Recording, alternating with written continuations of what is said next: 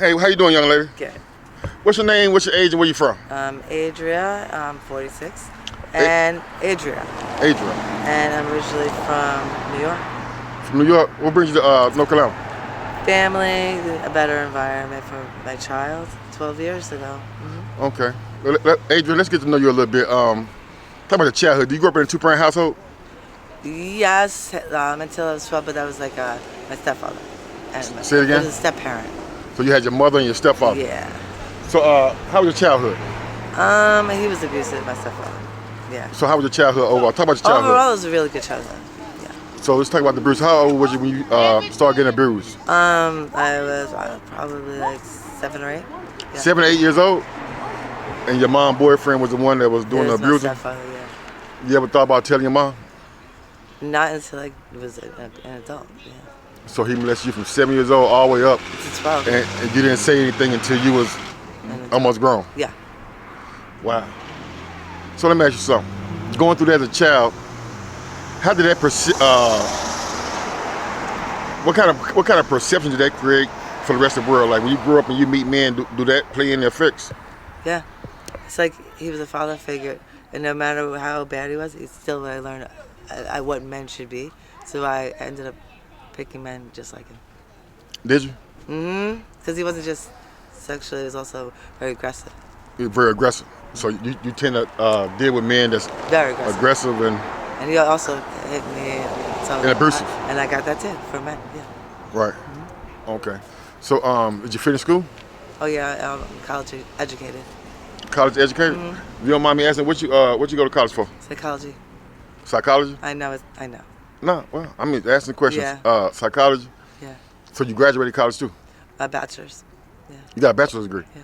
Well, that's good. Congratulations on that. Thank you. So let's talk about your party years a little bit. Yeah. What age was you when you decided to start dipping and dabbing in the streets? 43. 23? No, 43. So you was clean all the way up to you turned 43 years old? Yeah. Wow.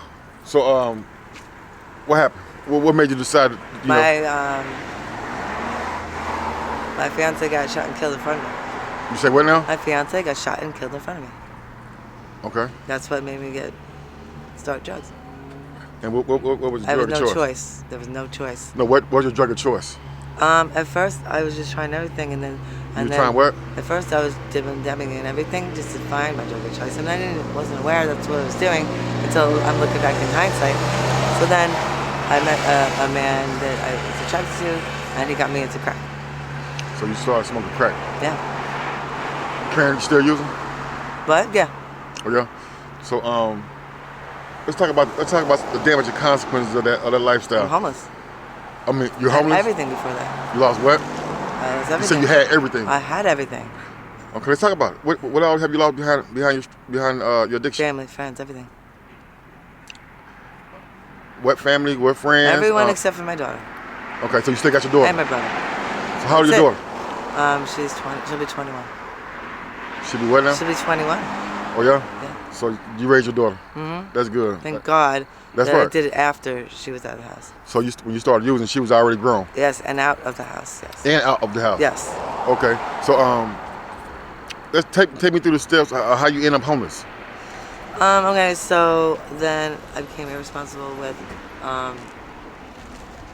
my environment that I was in. I was renting an apartment at the time, and so then I got evicted.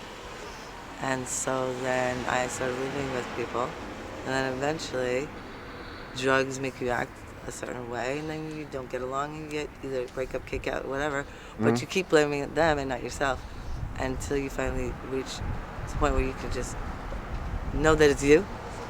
Then you can't make a change. I made changes, so I just started using it again after quitting for like a year and a half. So I only started 3 years ago. Right. So you started 3 years ago. And, for those that may be addicted to crack that watch my channel, they may want to know the steps that you took to get clean for that year and a half before you relapse. All right. It sounds insane to some people. Put yourself in environments where it's going to blow your high. Oh, say it again? I ain't heard that one yet. Put yourself in an environment where you know you're going to get your high blown constantly, and you won't even want it anymore. It's like Pavlov's dog. Right, I Psychology. get that. I get that. So Psychology works. My bachelor's degree works. Right. To get me clean. Hold on. So you said put yourself in situations It's gonna where blow your high. it's gonna make the high terrible. You're gonna be like, oh, I don't like it. Because terrible means for crack, you feel like you're gonna die. Right. You feel like someone's after you. You feel like Right. you're really gonna die. That's Heart right. attack, all that crazy stuff. Bang. So why would you want? So then, eventually, after 3 or 4 times, You're like, nah, I don't want it. because then all of a sudden, it's gonna always be bad because your mind's gonna associate it with those times. So then you can't even do it anymore. Right. So There you go, done. That's good. it. It worked. That's a good And answer. it worked for me only one time. I only had to do it one time to blow my high. Never want to do it again for a year and a half. Okay, so then let's talk about the year and a half. You was clean for a year and a half. Did you find some housing, get back on your Yes. feet? And then what made you relapse the last My time? boyfriend that I fell deeply in love with, who almost killed me. I was in the hospital, and it just messed up my mind and my heart, soul, all that. And I was like, fuck it, I don't care anymore. So I did it again. Then Right. thinking that I had control. So depression. Whatever you want to call that, PTSD, probably most likely, and that involves all that as well. So. Right. Man, that's a good answer. So let me ask you something. If you had one regret in this world, in your life, that you could change, what would it be? Crack. Not any other drug. Just crack. So your regret would be crack? Or Yeah, using crack for the first time? What? Yep, first time. Using crack for the first time? With that, everyone thinks they have control, and they will. And you never will. Right. You never will. Right, that's good. So before we end this interview, just in case there's any youth, What?